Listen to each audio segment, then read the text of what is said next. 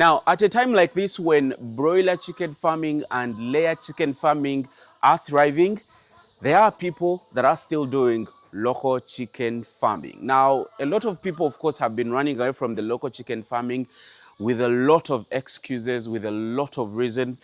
But we want to understand today one gentleman that stuck with local chicken farming. But of course, the most important thing that we are going to look at today is how to manage your hatchery. From the time the chicken or the hen gets to lay the egg, how do you ensure that it's fertilized? How do you handle those eggs? And how do you ensure that within the facility where they are going to hatch from, you maintain the temperature, the weather, every condition that is required for an egg to hatch? Ladies and gentlemen, come with me. Jebale Sebo, Hi, so how are you doing today? I'm doing, sir. Finally, we've reached you. I'm okay. How is the farm? Our farm is doing very good. You're actually you're one of those people that I've been looking out for to have this kind of conversation with, so that we understand the local chicken business. You're in the right place. Exactly. So first of all, briefly, say hello to our viewers, say your name, and let's get started. Hello, our viewers. Thank you for watching this channel. Please continue watching it. My name is Nyombina Bill, the CEO and the director of Rotone Enterprises Limited. Rotone Enterprises Limited, it is a company, and it is in local chicken farming. We are into hatching eggs. We have the old chicks, we have brooded chicks, and we also have mature birds, but local breed. So we train people how to start the local chicken every Wednesday.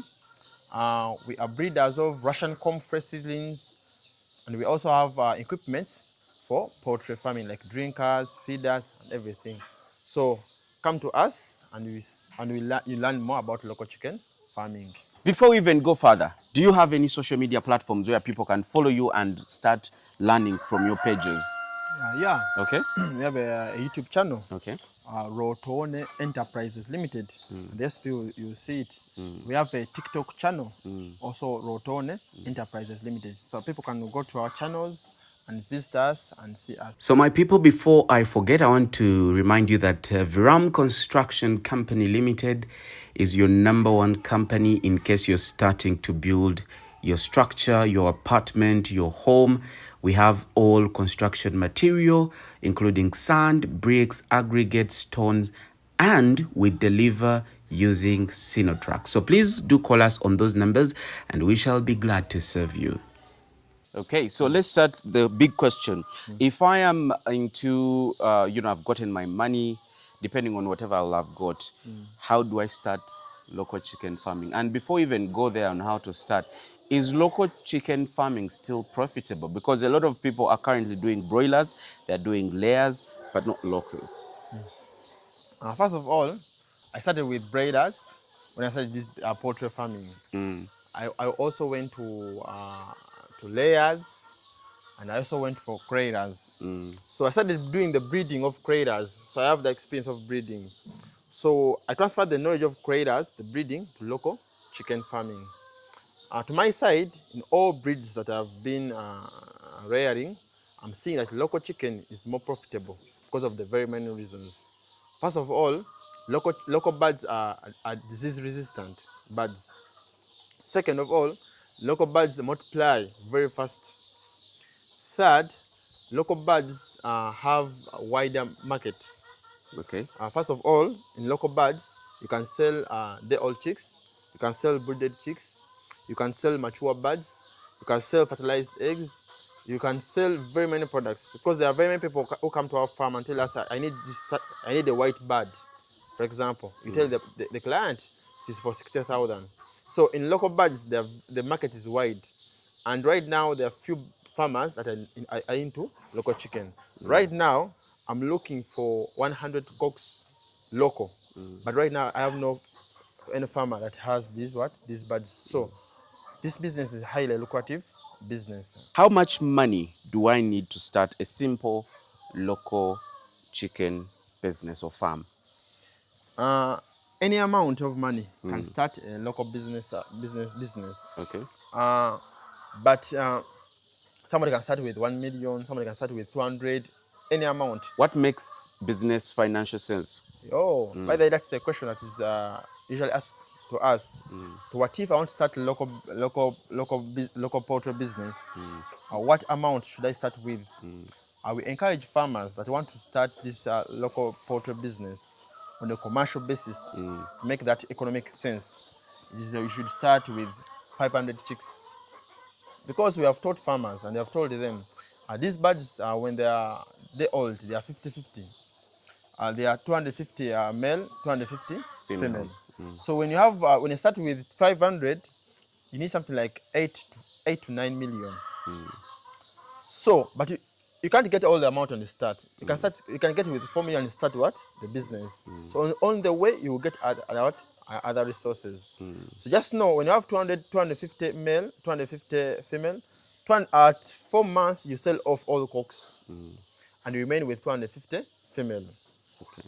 Just know 250 female, you can able to have 700 to 800 chicks every week. So that means you can make it. There is a lot of economic sense there. So you'll be able to sell the old chicks. You'll be able to sell 1 month chicks. You can be able to multiply your farm and make big amounts. So I think if you start with 500 and you have capital, you'll be able to profit more and double people in other breeds. Okay. So this 8 million, briefly, ziteme. What are the things that, if I had this money that I need to buy, do I just buy the chicks and start? What do I do? So, for example, let's just say 9 million. So you can. We're assuming you have the land already. You have the land, you have already, the space, and you also have the chicken coop. Okay. You've not counted the chicken coop.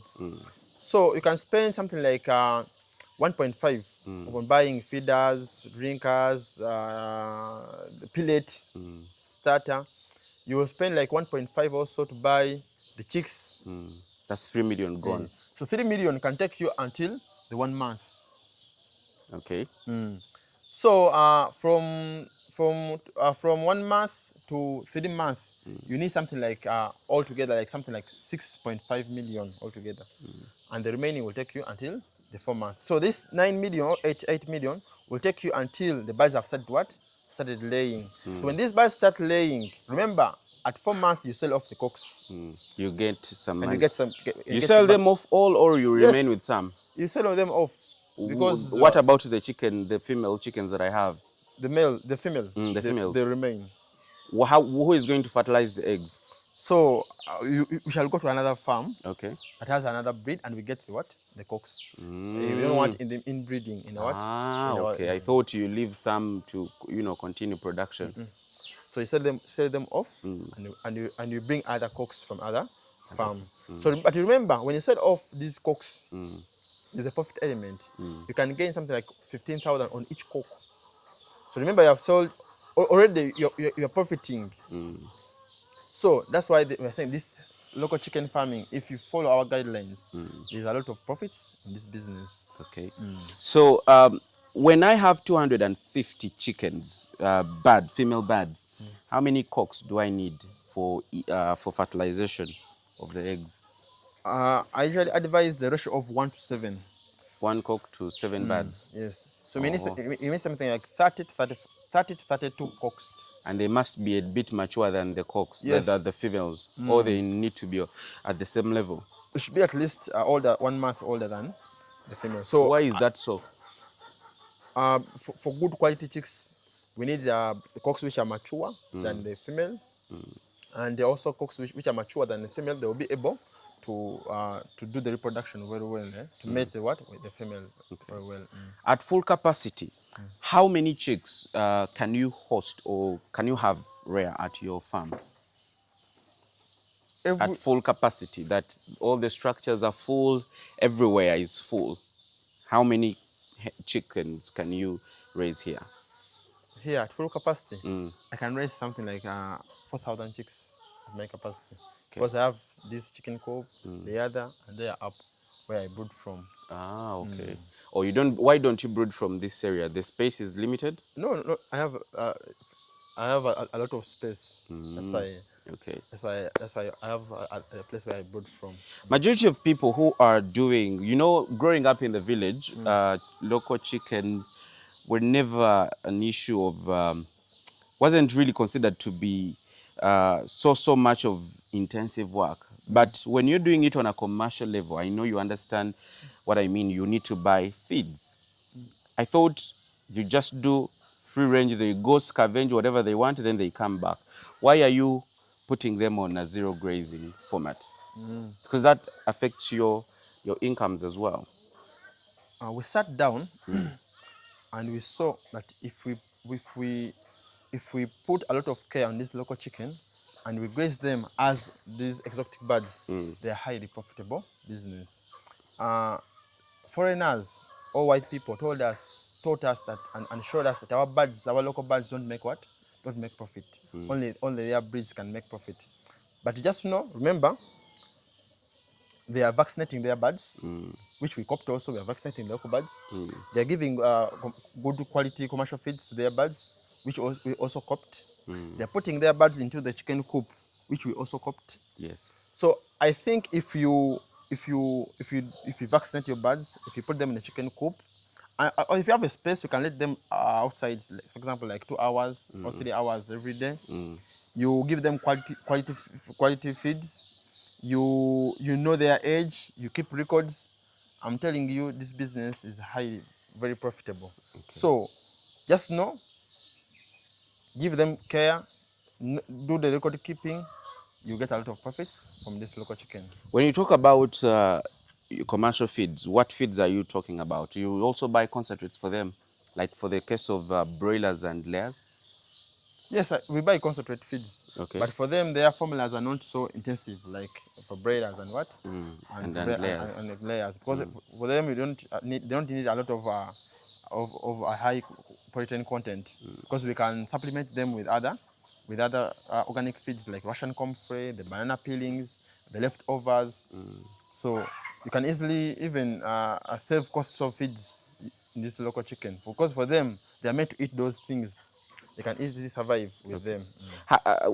How long does a local chicken take before it starts giving you eggs?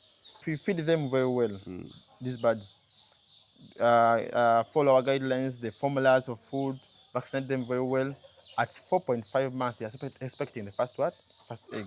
But remember, for the first month, they will be laying starters.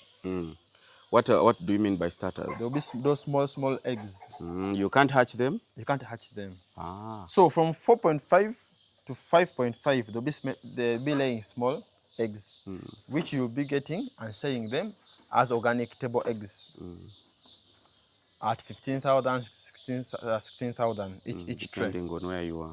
Then then you give them another 1 month. You give them another half month. So at 7 months net, you'll be starting the hatching when the eggs are really matured. Okay. You start the hatching. Ah, okay. I've seen some greenery here. Maybe we could pan and see. What's this? This one, it is called Is this the Russian comfrey? Russian comfrey plant. Okay. How does it work like? So, people that are in livestock farming, people like in chicken farming, broilers, trailers, layers, people who are rearing cattle, goats, every livestock needs this plant. So at first, it works. It's the same as almost as like Azola. So this one, it has a it has very many proteins, high protein content. It has a lot of vitamins. So it reduces feed costs. It has vitamins. It's an immunity booster. It's a very good high nutritious plant for birds and all livestock. How do they have like seeds, or they use stems or stalks? I don't know, for planting. So the only way of planting this Russian comfrey is propagating from the mother plant. That's the only way. We made research. We thought we can get seeds, but it refused. So the conclusion was the only way of planting Russian cornflower is by propagating the mother plant. So farmers come to me here and buy seedlings. Okay. And I sell them to them. Looking at your structures, they are not really fancy. For example, this particular one. Why didn't you go for the fancy structures when you're constructing? My advice, usually, I advise farmers not to put a lot of money in farming. Let the farming bring in profits. The profits should be used to construct other temporary permanent structures. So for me, I started with this structure. It's this structure that I started with, the one which built this. Okay. After building this one, it's the same profits that I got that I've started the incubator or the hatchery. So I want the profits from this venture. They want what? To be constructing other structures. Okay. So I think starting with temporary structure is a bit cheaper compared to starting with a permanent structure. Okay. And also it can even survive for over 20 years. Wow, amazing. Yeah. So for this Russian comfrey, how do you feed it? Like you pluck the leaves and then you just feed your chickens? You can either pluck the leaves using the knife and just hang there, and then the birds will chop or other animals. Or you can get it and then cut them into small pieces as you cut nakati. Or like for me right now, I bought a machine. I have a milling machine. Okay. So I get them, I made them into my milling machine, then I give my birds. Do you have to mix it with anything? I mix it with commercial feeds. For example, the birds are 100 and they're supposed to eat 10 kilograms, for example. Every day? Every day, 100 birds. What I do, in the early morning, I give them the 6 kilograms, which is with commercial feeds. Then in the afternoon, instead of giving them the 4 kilograms balance, I give them 2 kilograms plus the Russian corn for like 4 kilograms to add up. Okay. The protein content. Wow, amazing! It looks easy, but I know for sure there are quite a lot of challenges that are involved in local chicken farming. If we could know some.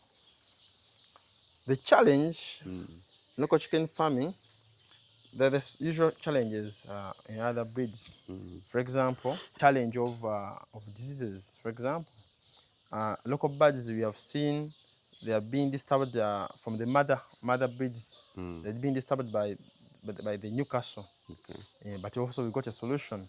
So for example, at our farm, they're old. We vaccinate them against Malex and Newcastle IB. So we got a solution for what? For that. And we also have the vaccination schedule that we give to our clients to follow when they're raising these birds.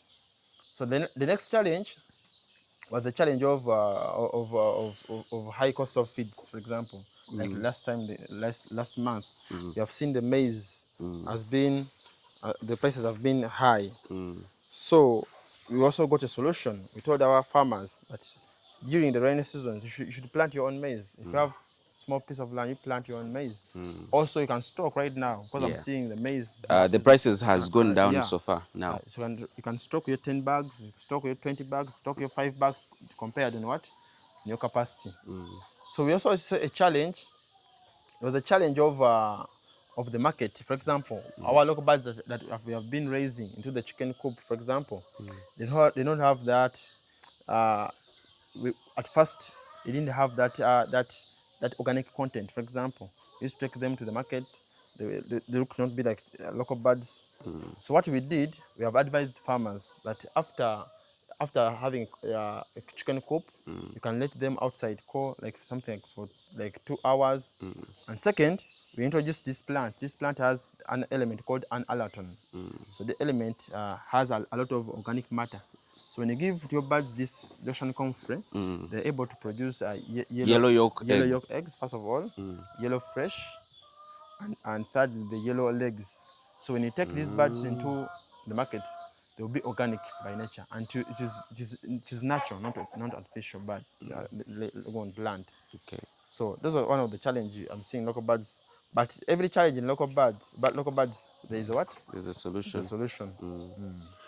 Don't you get issues of like them eating their eggs or something like that after they've laid?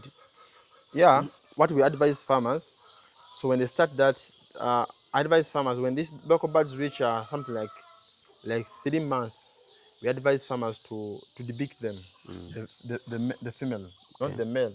When you debeak the male ones, they won't be able to what? To mate. So we debeak the female at 3 months. Okay. And thirdly, we advise them to give them leaves, leaves, so it keeps them what? Busy. Yeah. So when you do that, and also picking the eggs early, very early, at 8. For me, I give my birds at 6 first food. So by 8, I move the eggs. By 11, I move another eggs like that. Don't allow eggs to stay there for so long in the chicken what?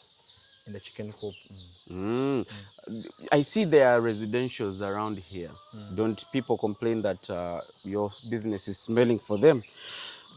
For example, recently there was some news on TV, a gentleman who had been actually flagged by authorities to be closing. His farm had become a sort of a smelling, point for people. I mean, they were complaining about it. Haven't people complained about your chickens? By the way, people are advising me to even to buy other people so that I can what? I can enlarge my farm. It's my neighbor. I motivated him. He's building a chicken coop somewhere, occupying over 2,000 birds. Okay. And he's going to buy chicks from me. And even most of all my neighbors are just encouraging us to what? To continue this business. This hatchery is the only hatchery here at this village. I brought the service near to them. So they're just encouraging me to continue what? This business. I also make sure that I keep sanitation every day. I don't allow the smell. I clean my chicken coop. I take the manure to my garden in Luelo. I don't allow the smell at my farm. So I know I don't allow that air pollution. Also, even us, it affects us. So I think there's no any air pollution and noise pollution here. Okay. So let's talk about the hatchery business.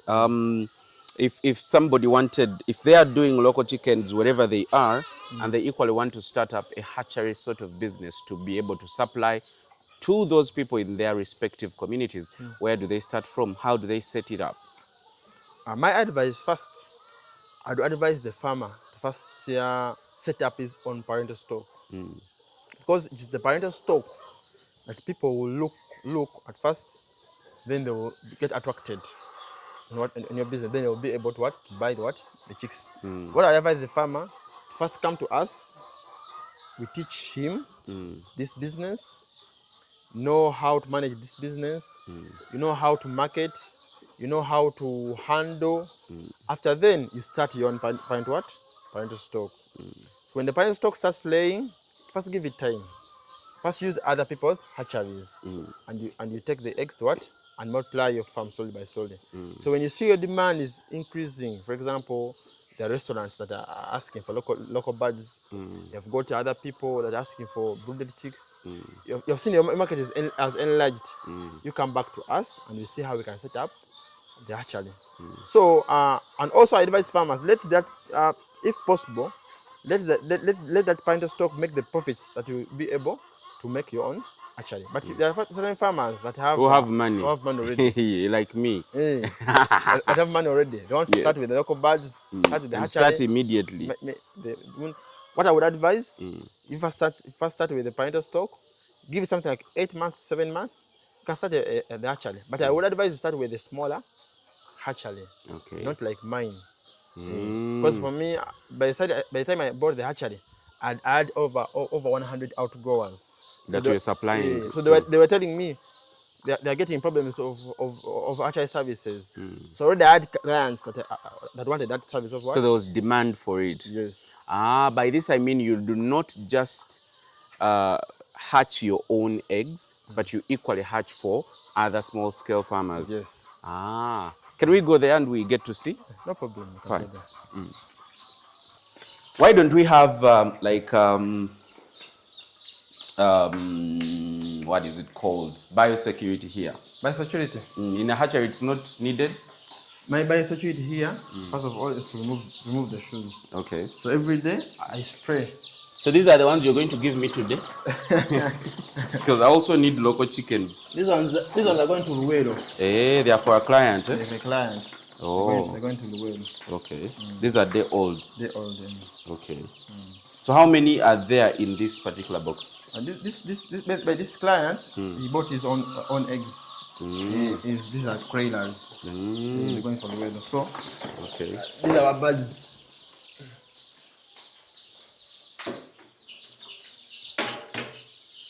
Oh, those are the local ones. Yesterday, we supplied over 2,000 chicks. Wow. So this is the balance. That remained. That you're going to brood. I may brood or I may sell them. Okay. It depends on the clients. If people come around. So what up? Oh, okay. If they don't come, you definitely I have just to brood brood them. them. I brood them because there are people asking for 1 month. So these ones are already vaccinated? Malex and Newcastle IB. Okay. At what stage do you go back and vaccinate them again? So I give them a schedule that they have to follow. You should vaccinate them for 6 weeks intensive every week. Every week you have to vaccinate them every week. Against Newcastle, Gombolo, like that. Oh, so okay. by 3 months, everything is done about the vaccination. Okay, so here, how many are these? These are 100. So meaning 50 are males, you expect them to be males, and then 50 to be... Yes. How much is 1 day old chick? Here, they are 3,000 day old. 3,000. And 1 month is 9,000. 2 weeks, 6,500. So if I don't want to brood them, I can leave them to you. You brood, and then I come and pick them from you. Yeah, you can book your 1 month. We brood them for you.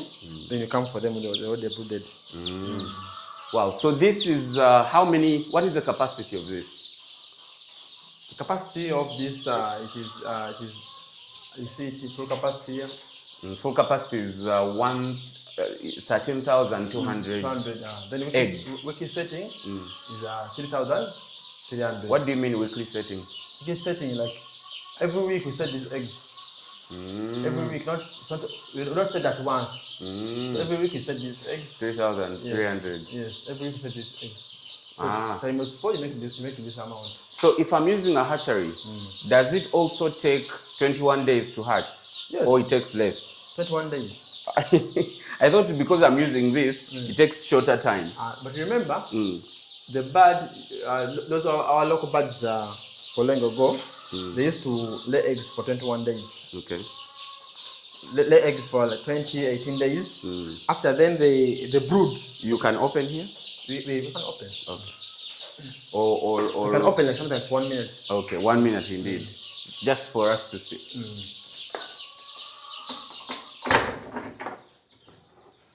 That's how it is. Wow. So it has to have a specific warmth. Right now it's at full capacity. Okay. These are clients' orders. So, okay. The clients' orders. You can close, man. This is business. I don't want it to have any issue. So you're still telling me that chickens, from the time they lay, are something like that? So 18 days for laying, 21 days for brooding. So after brooding, almost those are two months, almost. So a local chicken takes 2 months as it's laying. But what we are doing, we left our local birds to do only 3 things: eating, drinking, and laying. So every day we pick eggs from them. Every day we pick eggs from them. So they will take a shorter period of time, then they will lay again. Which is not the case of those birds that are on free range. So this is a local chicken commercial business farming. So we are doing the local chicken farming on a commercial basis. That's why we are using this incubator. So instead of the birds brooding, natural brooding, we're doing the artificial brooding. For easy multiplication. So how do you ensure that the chickens, the birds, don't want to sit on their eggs?